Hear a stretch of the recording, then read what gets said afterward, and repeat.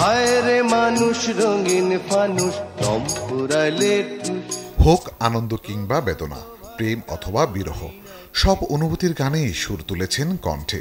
গানে গানে বলেছেন তিনি চিরকালই প্রেমেরই কাঙ্গাল। সুরে সুরে বলেছেন পিঞ্জর ভেঙে ডানা মেলেছেন।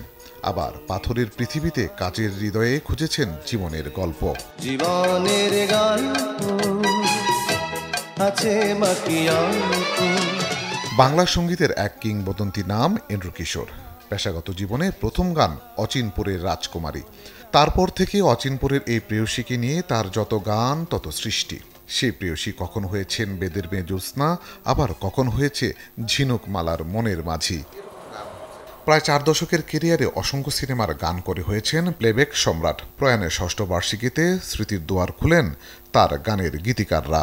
প্রাণসজনী ছবিতে প্রথম গান করে আর কি উনি, আমার লেখা, যে কি জাদু করিলা প্রীতি শিখাইলা, এই গানের সময় তার সাথে আমার কি হয় আর কি পরিচয় হয়। দেখলাম যে এন্ড্রু কিশোর আমার বাসায় চলে এলো, বলল দাদা বেতারে দেবু ভট্টাচার্যকে দাদাকে বসিয়ে রেখে এসেছি, একটি গান দেন, আমি গানটি নিয়ে এখন গিয়ে রেকর্ড করব। তখন আমি একটি গান দিলাম তাকে, ভালোবাসায় অবিশ্বাস থাকতে নেই। সেই গানটি ছিল ঢাকা বেতারে এন্ড্রু কিশোরের গাওয়া দ্বিতীয় গান। সবাই তো ভালোবাসা চায়। বাংলা চলচ্চিত্রের গানের স্মরণীয় এক জুটি এন্ড্রু কিশোর ও সাবিনা ইয়াসমিন। আজকের দিনে এসে প্রিয় শিল্পীকে নিয়ে কথা বলতে গিয়ে ভারী হয়ে যায় তার কণ্ঠ।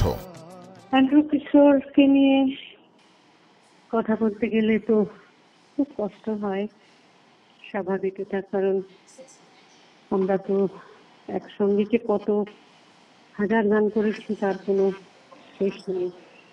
ভাবতেই পারি না যে মানে এন্ড্রু কিশোর যে নাই। এন্ড্রু কিশোর তো আমাদের ফিল্মের গানের প্লেব্যাকের সম্রাট ছিলেন। সুতরাং ও সম্পর্কে কি বলবো, সবাই জানেন এন্ড্রু কেমন গাইতো, কি করতো। ওর সঙ্গে আমার অসংখ্য স্মৃতি আছে যেগুলো বলে ঠিক করা যাবে না। তো সুতরাং আমি সেটাই চাইবো যে আল্লাহ তাআলা যেন আপনাকে খুব শান্তিতে রাখেন, খুব ভালো রাখেন।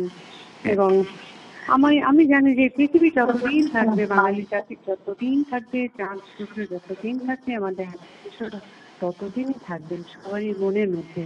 এটা আমি জানি এবং এটাই আমি চাই। সঙ্গীত পরিচালক ও সুরকার শেখ সাদী খানের মতে এন্ড্রু কিশোর ছিলেন কণ্ঠের জাদুকর। যখন যে গান সুর তুলেছেন প্রাণ পেয়েছে সে গান। টেলিভিশনে প্রথম গান করলাম আমি তাকে দিয়ে, সে তখন স্ক্রিনে নাই। তা আমি একটা সিদ্ধান্ত নিলাম, একটা ঈদের প্রোগ্রাম দেওয়া হলো আমাকে, ঈদের স্পেশাল প্রোগ্রাম, সঙ্গীত অনুষ্ঠান। তো আমি ওইখানে তাকে সিলেক্ট করলাম, কয়েকজন শিল্পীর ভিতরে তাকে আমি সিলেক্ট করলাম। এবং টেলিভিশনের প্রথম সে মৌলিক গান করে, যেটা আর কি ও আমার উদাস মন, হ্যাঁ, এই গানটা। এবং এই গানটা গাওয়ার পর কিন্তু টেলিভিশনে কিন্তু তার ফেসটা পরিচিত হয়ে গেল। আমার সারা দেহ মাটি। শিল্পীর প্রস্থান হলেও রয়ে গেছে তার গাওয়া 15,000-এরও বেশি গান, যে গানে প্রজন্ম থেকে প্রজন্মে বেঁচে থাকবে একজন এন্ড্রু কিশোর। তারে দেখার সাথ মিটবে না গো, মিটবে না। আলী আফতাব, চ্যানেল 24, ঢাকা।